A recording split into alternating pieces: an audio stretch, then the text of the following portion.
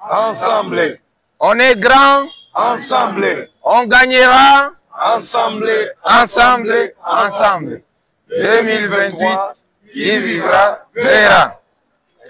Message de la coordination provinciale du Tanganyika à l'occasion de la commémoration du 5e anniversaire de la mort du premier secrétaire général du parti, l'honorable Pierre Lumbi Okongo. En mémoire de la disparition de l'honorable Pierre Lumbi Okongo, premier secrétaire de notre parti, mort le 14 juin 2020, la coordination provinciale du Tanganyika se réunit pour rendre un vibrant hommage à ce grand homme politique qui a servi dignement notre pays et loyalement notre cher parti. Présidé par le bien-aimé Moïse Katumbi Tchapwe. En ces jours mémorables qui nous rappellent ce grand vide laissé par ces baobabs de la sphère politique congolaise, loin d'abdiquer le combat qu'il a mené, celui de l'instauration d'un véritable état de droit, nous restons engagés et indomptables à son héritage politique légué à son successeur, l'honorable Dieudonné Bolengetenge Balea, gestionnaire au quotidien du parti. Depuis maintenant plus de 5 ans, Ensemble pour la République est engagé dans la voie du renouveau, ce qui engendre des problèmes avec ces vieilles mentalités politiques congolaises sous toutes ses formes. Nous avons non seulement le regret d'avoir perdu un modèle politique d'une grande facture qui a accepté de s'unir ensemble avec d'autres leaders pour faire confiance à leurs frères qu'ils ont estimés être porteurs d'une vision de rupture. Le bien-aimé Moïse Katumbi Tchapwe, surnommé Tunachoka Mateso. Né à Bukavu le 11 mars 1950 et mort à Kinshasa le 14 juin 2020 sous la pandémie du Covid-19 et siégeant à la Chambre haute du Parlement congolais, l'honorable sénateur du Sud Kivu, Pierre Lumbi Okongo, était un véritable patriote, sociolibéral, un fin stratège et défavorable à l'instauration de la pensée unique et du régime de la terreur. Prêt à lâcher là où le respect des règles démocratiques fait cruellement défaut, vous comprenez donc qu'il était prêt à démissionner ou à désister à toute fonction publique servie au dos des principes non démocratiques, évitant de salir sa réputation et son personnage qu'il a construit sur le modèle des principes et de la loyauté à ses engagements.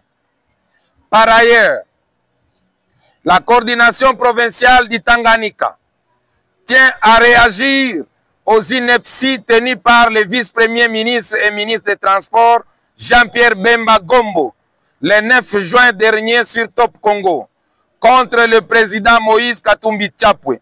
Propos irresponsables et qui tendent à enfoncer le climat de division au moment où le pays est secoué par la rébellion. Pour rappel, Jean-Pierre Bemba Gombo a été, dans un passé récent, chef rebelle avec son quartier général à Badolite. Et sa rébellion a endeuillé les familles congolaises dans la Grande Orientale et à Kinshasa, comme le confirme dans le message lancé par le secrétaire général de notre parti, le passage biblique de Jean 8, verset 44b, qui dit, je cite, « Il a été meurtrier dès le commencement et il ne se tient pas dans la vérité parce qu'il n'y a pas de vérité en lui. » Vous allez compléter les versets.